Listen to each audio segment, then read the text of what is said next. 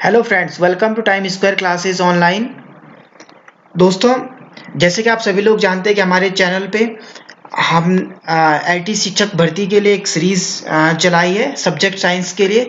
तो उसमें हमने कल से स्टार्ट किया था प्लांट किंगडम। इससे पहले मैंने जेनेटिक्स की भी कुछ वीडियोस डाली हुई हैं।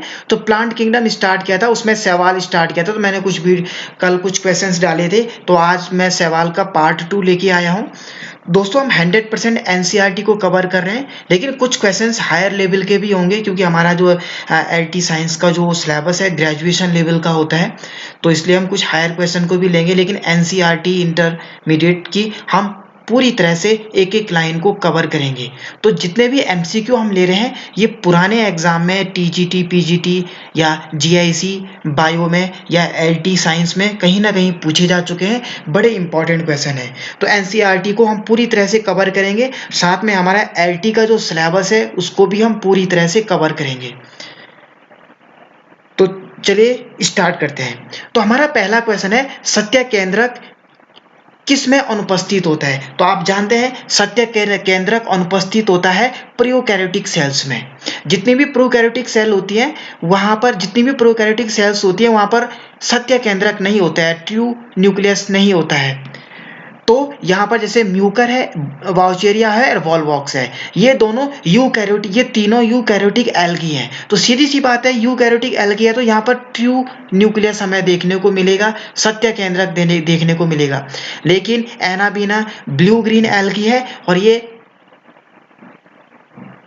एक ब्लू ग्रीन एल्गी है, और ये साइनोबैक्टीरिया के अंतर्गत आएगी। तो ब्लू ग्रीन एल्गी, यहाँ पर एनाबीना सही हो जाएगा, ऑप्शन नंबर डी सही होगा, क्योंकि ये एक प्रोकैरियोटिक एल्गी है और इसमें सत्य केंद्रक नहीं होगा।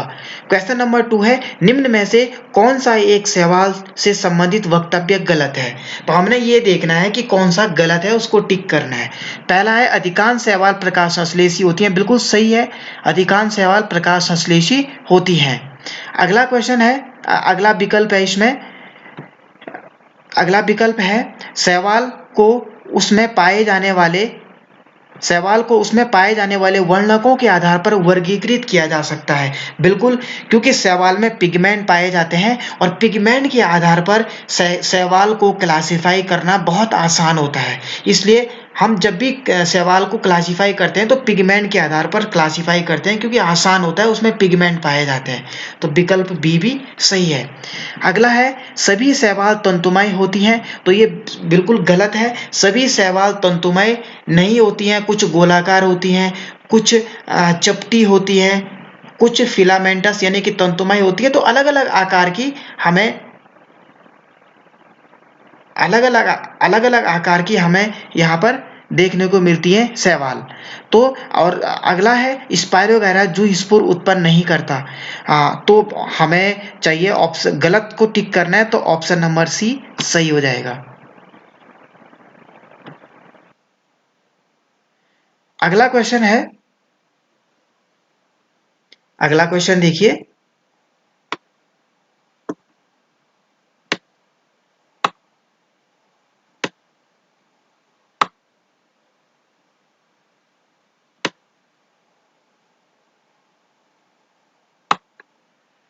एक सेकंड, सॉरी दोस्तों,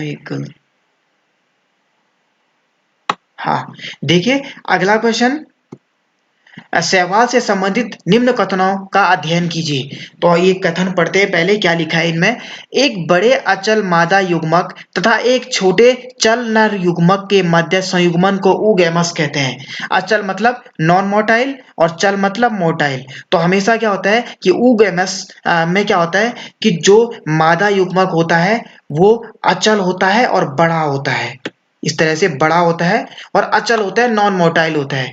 लेकिन जो नर युग्मक होता है वो मोटाइल होता है, यानी कि चल होता है और छोटा होता है, मादा से छोटा होता है, इस तरह से छोटा सा होगा, इस तरह से। और ये क्या होगा, ये बड़ा होगा, इस तरह से, मादा मादा युग्मक।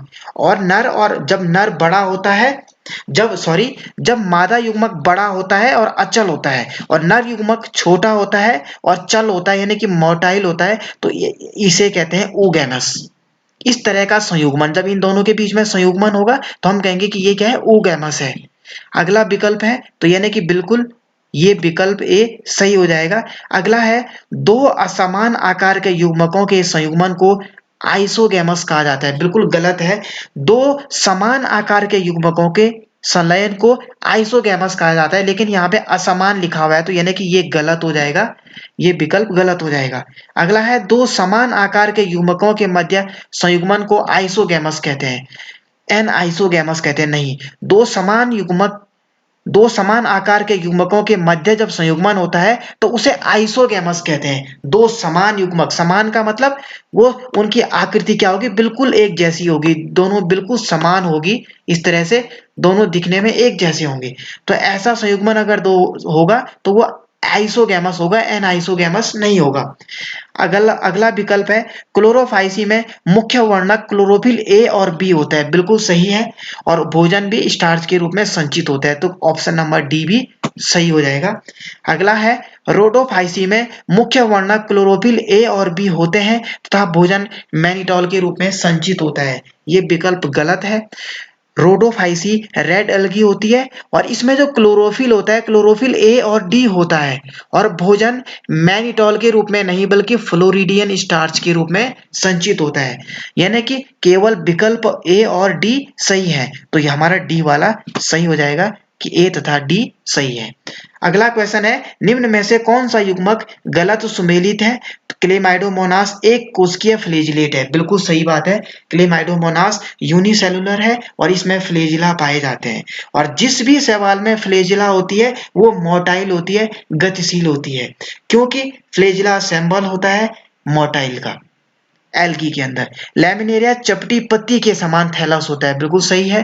क्लोरेला एक कोशिकीय शैवाल है, नॉन फ्लैजिलेट है, नॉन फ्लैजिलेट है, तो क्लोरेला में फ्लैजिला नहीं पाए जाते हैं। अगला है, wallbox colonial form non flagellate है। बिल्कुल ये हमने गलत कथन को चुनना है, तो डी वाला सही हो जाएगा, क्योंकि जो वॉलबॉक्स होती है वो कॉलोनियल होती है लेकिन फ्लैजिलेट होती है, नॉन फ्लैजिलेट नहीं होती है। यानी कि कौन सा विकल्प गलत हो जाएगा? ई, यानी कि ऑप्शन नंबर डी गलत हो जाएगा। ठीक है। अगला क्वेश्चन है, अगला देखिए, सॉरी,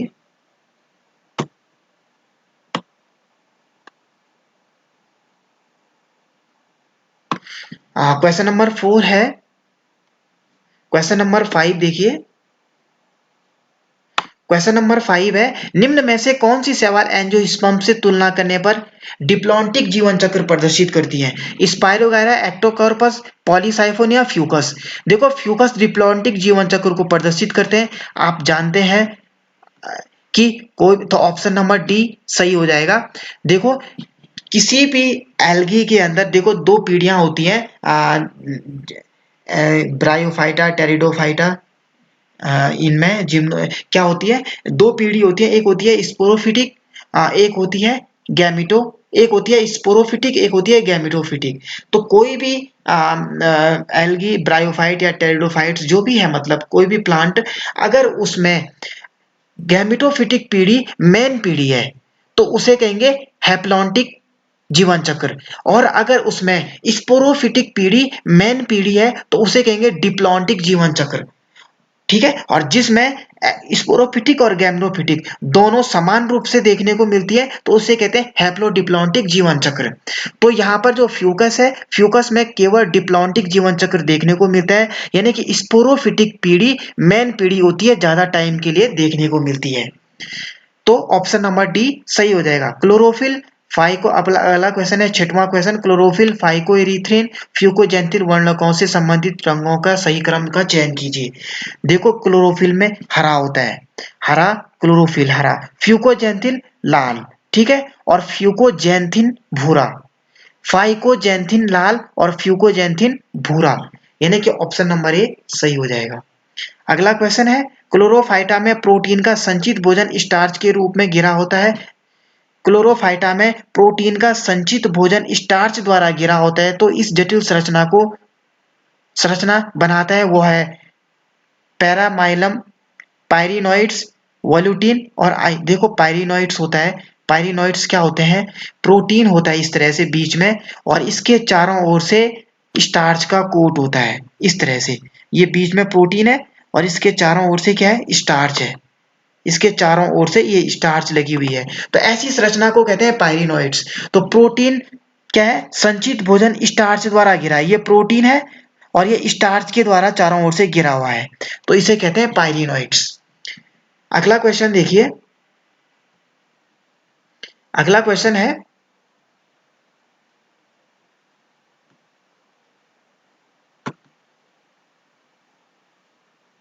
एक सेकंड दोस्तों, ठीक है। अगला क्वेश्चन है कि पौधे के समान मुख्य समूह शैवाल को किसमें सम्मिलित किया गया है? तो पौधे के समान मुख्य समूह शैवाल को कवक में सम्मिलित किया गया है। अब आप समझ रहे होंगे कि अजीब सा लग रहा होगा आपको कि कवक में कहां से शैवाल आ गई। देखो, हमेशा ये याद रखिएगा, एल्गी और फंजाई दोनों थैलोफाइटा के सदस्य हैं। दोनों का जो थैलस होता है थैलोफाइटा के अंदर आती है, तो इसलिए ऑप्शन नंबर सी सही हो जाएगा। अगला है, वह कौन सा शैवाल है जिसमें मानव के लिए खाद्य के रूप में नियोजित किया जाता है? मानव के लिए खाद्य के रूप में क्लोरेला, स्पायरोगायरा, ओसिलोटेलिया और यूलोथ्रिक्स। तो ऑप्शन नंबर ए हो जाएगा क्लोरेला। क्लोरेला में एक्चुअली आप जानते हैं क्लोरेला एक वल्गेरिस प्रोटीन का स्रोत है। क्लोरेला वल्गेरिस प्रोटीन का स्रोत है और यह गोलाकार एक कोशिकीय शैवाल होती है क्लोरेला। ठीक है, इसमें प्रोटीन होता है और ये क्लोरोफाइसी का सदस्य है क्लोरेला। ठीक है। अगला है, निम्नलिखित में से कौन सा रोडोफाइसी का लक्षण है? रोडोफाइसी का मतलब होता है लाल शैवाल, रेड अलगी। ठीक है दोस्तों। तो पहला क्वेश्चन है, मुख्य वर्णक क्लोरोफिल ए तथा क्लोरोफिल बी होते हैं? नहीं, रोडोफाइसी में क्लोरोफिल ए और क्लोरोफिल सी होता है, तो पहला रोडोफाइसी का लक्षण नहीं है। दूसरा है, सामान्य भूरी शैवाल कहलाते हैं? नहीं, भूरी शैवाल फियोफाइसी को कहते हैं, रोडोफाइसी लाल शैवाल होती है, तो यानी कि विकल्प बी भी रोडोफाइसी का लक्षण नहीं है। अगला है, संचित भोजन मैनिटोल तथा लैमिनेरियन के रूप में संचित होता है? ये भी गलत है। मैनिटोल और लैमिनेरियन के रूप में ब्राउन एल्गी फियोफाइसी में संचित होता है, रोडोफाइसी में फ्लोरिडियन स्टार्च के रूप में संचित होता है, तो ऑप्शन नंबर सी भी रोडोफाइसी का लक्षण नहीं है। अगला है, फ्लेजिलम अनुपस्थित होते हैं? बिल्कुल सही है, रोडोफाइसी में फ्लेजिला नहीं होते हैं, और फ्लेजिला नहीं होते हैं इसका मतलब रोडोफाइसी शैवाल क्या होती है? वो गति नहीं करती है। ठीक है, नॉन मोटाइल होती है। फ्लेजिला इसमें अनुपस्थित होते हैं रोडोफाइसी में, तो ऑप्शन नंबर डी सही हो जाएगा। Next question. नेक्स्ट क्वेश्चन देखिए।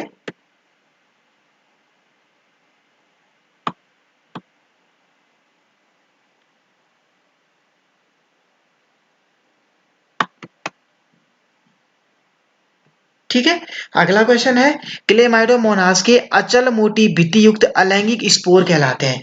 क्लेमाइडोमोनास के अचल, अचल का मतलब होता है जो चलता नहीं है, नॉन मोटाइल। भित्ति युक्त अलैंगिक स्पोर यानी कि ऐसे स्पोर जो अचल होते हैं क्लेमाइडोमोनास के, और जिसके चारों ओर से भित्ति होती है और वो अलैंगिक स्पोर होते हैं, उसे क्या कहते हैं? जो स्पोर, पहला विकल्प जो स्पोर, दूसरा एकाइनिड्स, तीसरा हिप्नोस्पोर और चौथा एंडोस्पोर। देखो ऑप्शन नंबर सी सही है, हिप्नोस्पोर। ऐसे देखो, हिप्नोस्पोर मोटी भित्ति युक्त होते हैं और ये नॉन मोटाइल होते हैं, ये गति नहीं करते हैं, जो प्रतिकूल परिस्थितियों के समय आने पर उत्पन्न होते हैं।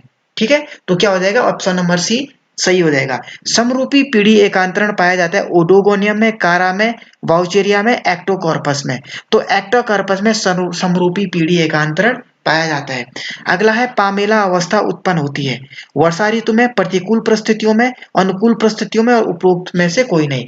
तो पामेला अवस्था प्रतिकूल परिस्थितियों में उत्पन्न होती है। देखो क्या होता है कि जब शुष्क अवस्था में जू स्पोर मतलब गतिशील स्पोर, देखो गतिशील स्पोर,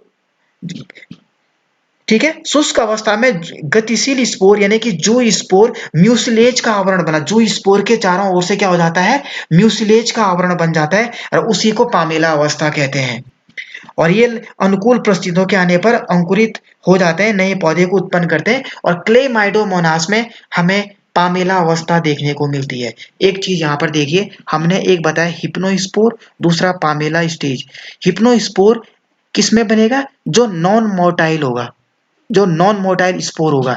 लेकिन पामेला अवस्था किसमें देखने को मिलेगी? जो मोटाइल स्पोर होंगे। तो इन दोनों में कंफ्यूज मत कीजिएगा कभी, ठीक है। मैंने यहीं पर बता दीजिए आपको, दे दिया आपको, ठीक है। अगला क्वेश्चन है हमारा, जननांगों की सभी कोशिकाएं युग्मक बनाती हैं शैवालों में, ब्रायोफाइटा में, टेरिडोफाइटा में, जिम्नोस्पर्म में। तो शैवालों में दोस्तों, शैवालों में जननांगों की सभी कोशिकाएं युग्मक बनाती हैं, ठीक है। तो ऑप्शन नंबर ए सही। अगला क्वेश्चन देखिए,